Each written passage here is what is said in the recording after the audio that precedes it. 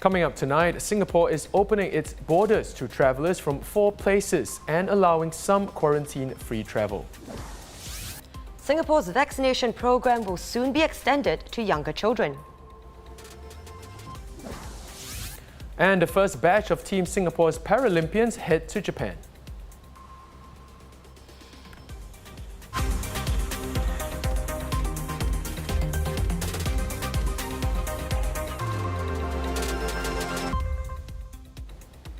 Hello, this is the Straits Times Newsnight. I'm Dylan Ang. Good evening, I'm Chow Suen. For the first time since March last year, Singapore residents can enjoy quarantine-free leisure travel, thanks to a new scheme called the Vaccinated Travel Lanes, which will start on September 8th with Brunei and Germany. While fully vaccinated residents here can fly to Germany without serving quarantine for all travel purposes, travellers to Brunei are still subject to COVID-19 measures there if they don't fall under the reciprocal green lane. The vaccinated travel lanes with Germany and Brunei mark a measured start to the resumption of air travel with an essential set of safeguards. We have chosen to start with these 2 countries based on overall risk and operational assessments.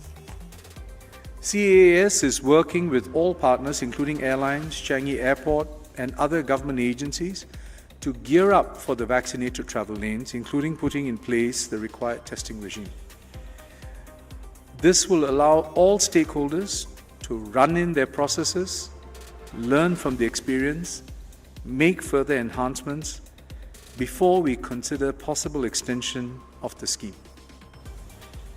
Now, Singapore is also lifting restrictions for travellers coming in from Brunei and Germany, as well as Hong Kong and Macau. But there are some conditions. Let's cover Brunei and Germany first.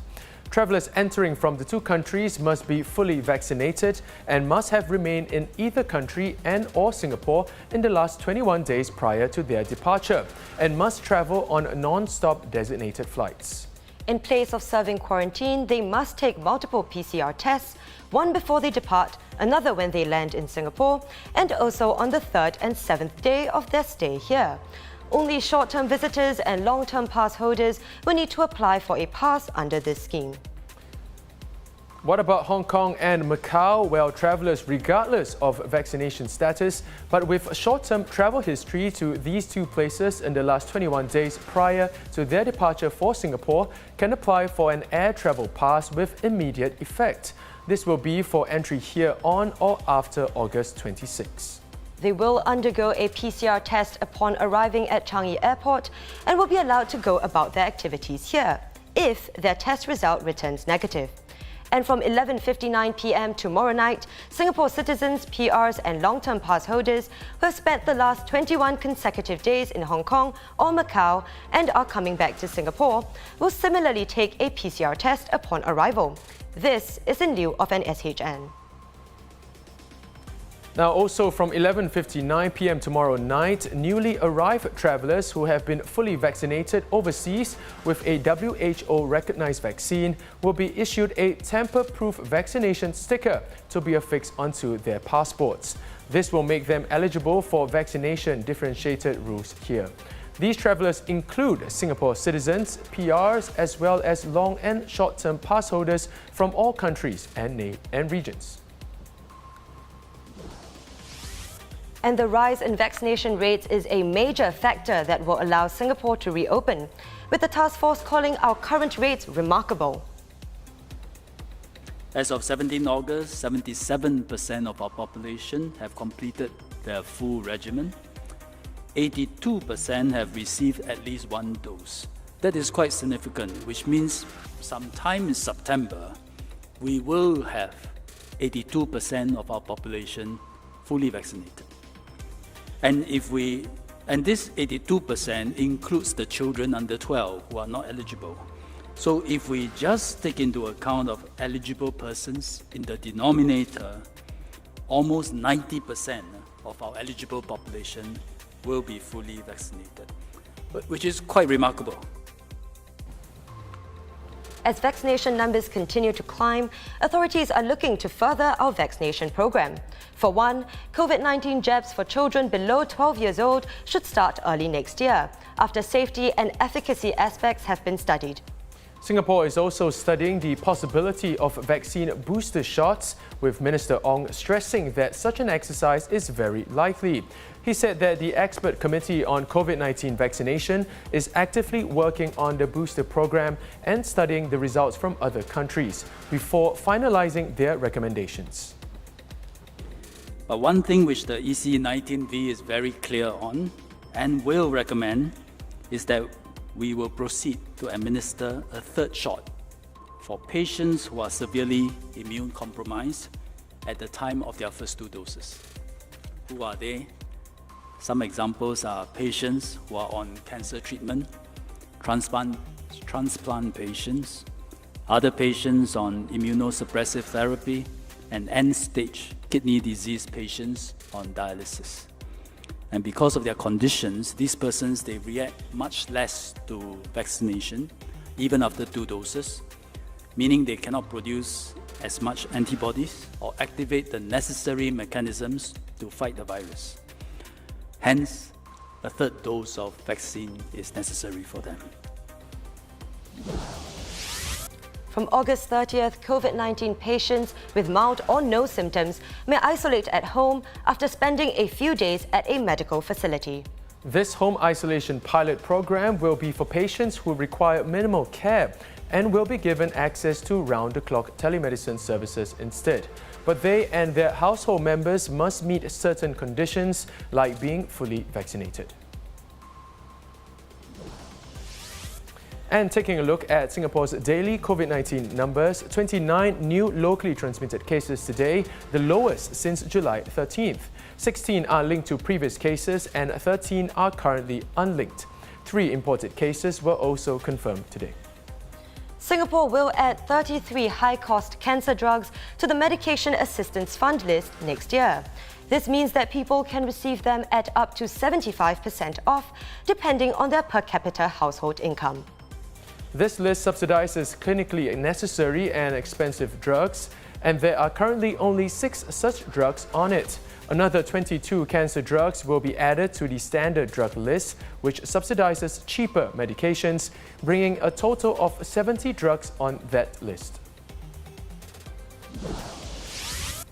32-year-old YouTuber Dkosh was charged today with offences including 3 counts of offering cash to boys below 18 for sexual services.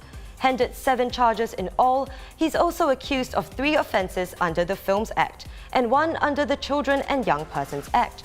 His alleged offences involved at least 4 boys between 15 and 17 years old. British anti-masker Benjamin Glynn is preparing to get deported after he was released from prison yesterday, which was also when he was sentenced to 6 weeks jail for 4 offences, including harassment and being a public nuisance.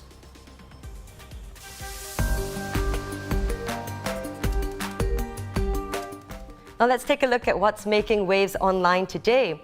The first batch of Team Singapore athletes competing at the Paralympics left Singapore for Tokyo this afternoon. Equestrians, powerlifters and swimmers, including 4-time Paralympic medalist Yip Pin Xiu, sing sayonara at Changi Airport. They'll land at around 9:50 p.m. local time. And our second batch of athletes will fly off on Sunday. Now, Suben, we are less than a week to go to the Games and worrying signs already with the first COVID-19 case detected inside the Paralympic village. No further details are known besides the fact that the case involves a Games-related staff member who doesn't live in Japan. Organisers have so far reported 74 cases linked to the Paralympics, mostly among contractors and Games staff who reside in Japan. Another 6 cases have been reported by local areas hosting training camps, but no infections have been reported among the athletes yet. Some 4,400 athletes from about 160 teams are set to take part when the Games open next Tuesday. And are these picturesque landscapes from Japan? Nope, this is actually in our own backyard, in Pongo, Timor Island. You thought it was Japan? Well, some netizens have joked that it looks like New Zealand in Singapore. They were taken by photographer Chi Seong Lim, who shared them in the Cloud Spotting and Sky Spotting Singapore Facebook group. What do you guys think? Do you like it? Tell us in the comments below.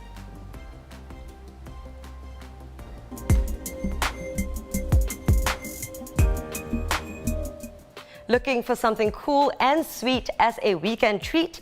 Well, Instagram sensation, the Museum of Ice Cream, has officially opened here.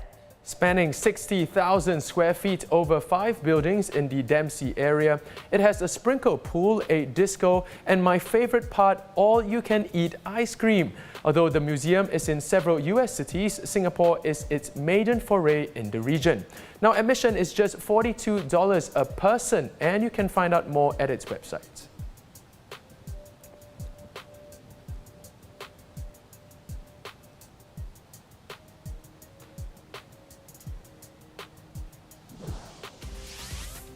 Now that wraps up the Straits Times Newsnight. Do visit straitstimes.com to see more news and videos. Now you can also subscribe to our YouTube channel by hitting the button below. Keep safe. We'll see you tomorrow.